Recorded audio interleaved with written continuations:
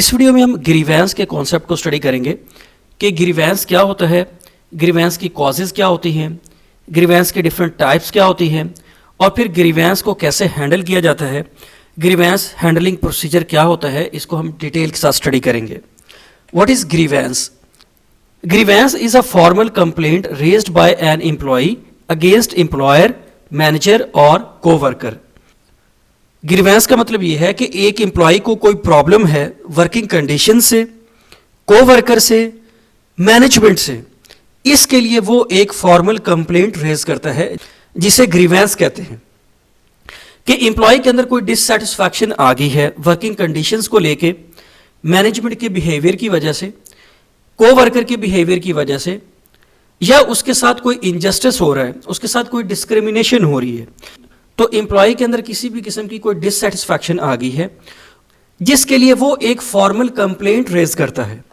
इस formal complaint को grievance का नाम देते हैं और ग्रीवेंस कन्फ्लिक्ट की इनिशियल फॉर्म होती है। अगर ग्रीवेंस को रिजॉल्व ना किया जाए तो ये ग्रीवेंस आगे चल के कन्फ्लिक्ट में कन्वर्ट हो जाता है। कि अगर एम्प्लॉय को कोई प्रॉब्लम अराइज हुआ है कोवर्कर से, मैनेजर से, एम्प्लॉयर से या वर्किंग कंडीशन से, तो इस प्रॉब्लम को अगर टाइमली रिजॉल्व ना किया जाए तो ये प्रॉब्लम आगे चल के डिस्प्यूट या कन्फ्लिक्ट में कन्वर्ट हो जाता है। कि एम्प्लॉयर और वर्कर के दरमियान कन्फ्लिक्ट पैदा हो जाता है, मैनेजमेंट और वर्कर के दरमियान कन्फ्लिक्ट आ जाता है, या को वर्कर्स का आपस में कोई कन्फ्लिक्ट अराइज हो जाता है। इसीलिए कंपनीज या ऑर्गेनाइजेशंस के अंदर ग्रीवेंस रिड्रेसल कमेटीज बनाई जाती हैं ताकि ग्रीवेंस को प्रॉपर्ली हैंडल किया जाए और ग्रीवेंस कन्फ्लिक्ट में कन्वर्ट ना हो। ग्रीवेंस को कोई भी रेज कर सकता है, कोई इंडिविजुअल रेज कर सकता है, कोई ग्रुप रेज कर सकता है या यूनियन रेज कर सकती है। ग्रीवेंस की मल्टीपल रीजंस होती हैं या मल्टीपल कॉजेज होती हैं जिसकी वजह से ग्रीवेंस अराइज होता है। फॉर एग्जाम्पल, किसी एम्प्लॉय के साथ कोई इनजस्टिस हो रहा है, जो कुछ उसे मिलना चाहिए था वो उसको नहीं मिल पा रहा, जबकि उसके साथ के जो एम्प्लॉयज हैं उनको वो मिल पा रहा है, जिसकी वजह से वो समझता है कि उसके साथ इनजस्टिस हो रहा है। हैरासमेंट है, वर्क प्लेस के ऊपर जो माइनॉरिटीज हैं उनको हैरासमेंट का सामना है, वर्कर्स की डिस्क्रिमिनेशन हो रही है, उनकी विक्टिमाइजेशन हो रही है, फेवरेटिज्म और नेपोटिज्म की वजह से वर्कर्स के राइट्स प्रोटेक्ट नहीं हो पा रहे, एम्प्लॉयमेंट की टर्म्स एंड कंडीशंस ऐसी हैं जिससे वर्कर्स के फंडामेंटल राइट्स कॉम्प्रोमाइज होते हैं, वर्कर्स को जॉब सिक्योरिटी नहीं मिल पाती, वर्कर की रिलीजियस फीलिंग्स कॉम्प्रोमाइज होती हैं, वर्किंग कंडीशंस बहुत पुअर है, वर्कर को जो टूल्स दिए जाते हैं या जो वर्किंग एनवायरनमेंट है वो बहुत पुअर है, जिसकी वजह से वर्कर के अंदर डिससेटिस्फैक्शन पैदा होती है और वो एक कंप्लेंट को रेज करता है। इसी फॉर्मल कंप्लेंट को हम ग्रीवेंस कहते हैं।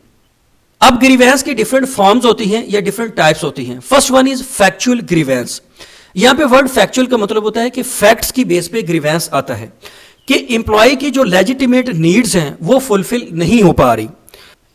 कि for example, as per agreement, as per contract उसकी सैलरी को इंक्रीज किया जाना था लेकिन उसकी सैलरी इंक्रीज नहीं हो पा रही, तो ये फैक्चुअल ग्रीवेंस में आता है कि ये एम्प्लॉय की लेजिटिमेट नीड्स है जिसको एड्रेस नहीं किया जा रहा, जिसकी वजह से ग्रीवेंस आता है। नेक्स्ट टाइप है इमेजिनरी ग्रीवेंस। इमेजिनरी ग्रीवेंस का मतलब यह है कि यहाँ पे कोई ऑब्वियस रीजन नहीं होती ग्रीवेंस की, कोई वैलिड रीजन नहीं होती ग्रीवेंस की, बल्कि एम्प्लॉय की रॉन्ग परसेप्शन की वजह से, रॉन्ग अजम्पशन की वजह से या इनकरेक्ट इंफॉर्मेशन की वजह से ग्रीवेंस आ जाता है। फॉर एग्जाम्पल, एम्प्लॉय के पास कोई इनकरेक्ट इंफॉर्मेशन आई, एम्प्लॉय को यह मैसेज कन्वे किया गया कि आपको फलां इंसेंटिव्स मिलने थे, आपको फलां रिवॉर्ड्स मिलने थे जो कि आपको नहीं मिले, और आपके साथ ही के एम्प्लॉय को फलां फलां रिवॉर्ड्स मिल गए हैं, उसको फलां फलां इंसेंटिव्स मिले हैं जो कि आपको नहीं मिले। अब ये ग्रीवेंस वो है जो कि इनकरेक्ट इंफॉर्मेशन की बेस पे है कि हो सकता है कि उस एम्प्लॉय को वो रिवॉर्ड्स मिले ही ना हो, आपको इनकरेक्ट इंफॉर्मेशन मिली और इसी इनकरेक्ट इंफॉर्मेशन की बेस पे आपने एक रॉन्ग परसेप्शन डेवलप कर ली, तो ऐसा ग्रीवेंस कहलाता है इमेजिनरी ग्रीवेंस। थर्ड टाइप है डिसगाइज्ड ग्रीवेंस। डिसगाइज्ड ग्रीवेंस का मतलब यह है कि यहां पे एम्प्लॉय को खुद ही नहीं पता होता है कि किस वजह से उसको ग्रीवेंस का सामना करना पड़ रहा है। यहां पे एम्प्लॉय को खुद ही नहीं पता होता कि किस वजह से उसको ग्रीवेंस का सामना है। आमतौर पर यह ग्रीवेंस इस वजह से आता है कि साइकोलॉजिकल नीड्स उसकी पूरी नहीं हो पा रही होती, उसके ऊपर फैमिली का कोई प्रेशर होता है, उसके ऊपर सोसाइटी का कोई प्रेशर होता है, या उसके ऊपर फ्रेंड्स का कोई प्रेशर होता है, जिसकी वजह से उसके अंदर कोई साइकोलॉजिकल डिसऑर्डर होता है और उसको ये भी पता नहीं चलता कि ग्रीवेंस किस वजह से आ रहा है। तो ये ग्रीवेंस की 3 डिफरेंट टाइप्स थी। अब कंपनीज या ऑर्गेनाइजेशन के अंदर ग्रीवेंस को हैंडल करने के लिए, ग्रीवेंस की रिड्रेसल के लिए एक प्रोसीजर बनाया जाता है और कमेटीज बनाई जाती हैं जो कि वर्कर्स के ग्रीवेंस को रिजॉल्व करते हैं। इसका पहला स्टेप होता है इनफॉर्मल मीटिंग विद सुपरवाइजर। जब वर्कर को किसी ग्रीवेंस का सामना होता है ना, तो वो इस ग्रीवेंस को कन्वे करता है सुपरवाइजर को, तो उसका सुपरवाइजर इस ग्रीवेंस को रिजॉल्व करने की कोशिश करता है। सुपरवाइजर उसकी कंप्लेंट को सुनता है और उसके ग्रीवेंस को रिजॉल्व करने की कोशिश करता है। तो ये जो अप्रोच होती है ना, ये इनफॉर्मल होती है। यहाँ पे अभी तक इस ग्रीवेंस को डॉक्यूमेंट नहीं किया जाता, इस ग्रीवेंस को रिटन फॉर्म में नहीं लेके आया जाता। इनफॉर्मली सुपरवाइजर इसको रिजॉल्व करने की कोशिश करता है। सेकेंड स्टेप होता है फॉर्मल ग्रीवेंस इन राइटिंग। अब इस स्टेप के अंदर ये होता है कि अगर सुपरवाइजर इस ग्रीवेंस को रिजॉल्व नहीं कर पाता तो फिर इस ग्रीवेंस को इन राइटिंग लेके आया जाता है। कंपनीज के अंदर ग्रीवेंस का एक फॉर्म होता है, इस फॉर्म को फिल किया जाता है और ग्रीवेंस की कमेटी को भेजा जाता है। थर्ड स्टेप होता है एवेलुएट ग्रीवेंस।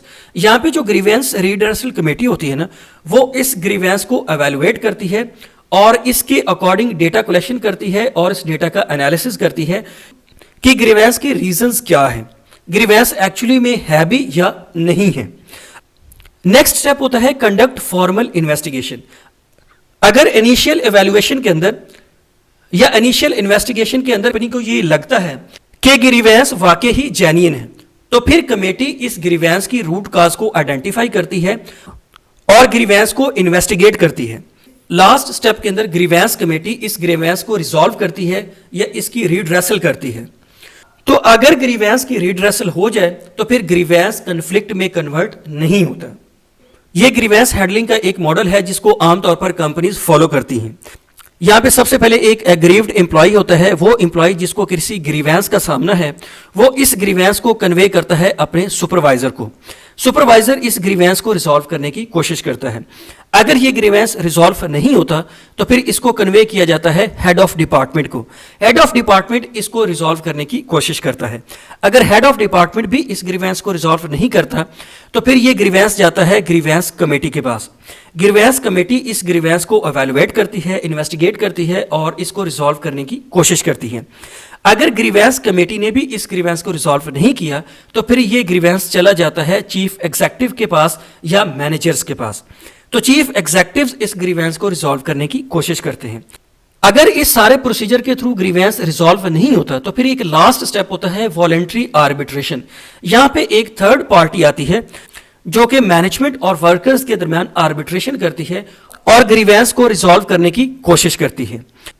अब ये जो ग्रीवेंस हैंडलिंग का ये मॉडल है, इसके अंदर डिफरेंट टाइम फ्रेम होता है।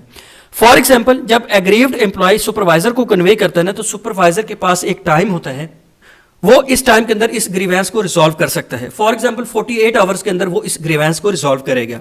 इस तरह जब वो ग्रीवेंस हेड ऑफ डिपार्टमेंट के अंदर आता है तो वो 3 दिन के अंदर इसको रिजॉल्व करेगा। जब कमेटी के पास आता है तो वो इसको 7 दिन के अंदर रिजॉल्व करता है। जब चीफ एग्जीक्यूटिव के पास आ जाता है तो वो इसको 3 दिन के अंदर रिजॉल्व करता है।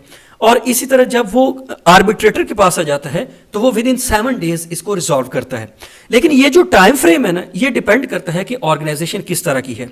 हर ऑर्गेनाइजेशन का ग्रीवियंस हैंडलिंग का प्रोसीजर डिफरेंट होता है, तो इसीलिए इसका कोई स्पेसिफिक टाइम पीरियड नहीं है कि सुपरवाइजर कितने टाइम में रिजॉल्व करेगा, हेड ऑफ डिपार्टमेंट कितने टाइम में रिजॉल्व करेगा, चीफ एग्जीक्यूटिव कितने टाइम में रिजॉल्व करेगा या आर्बिट्रेटर कितने टाइम में रिजॉल्व करेगा। I hope you understand my point. Thank you very much.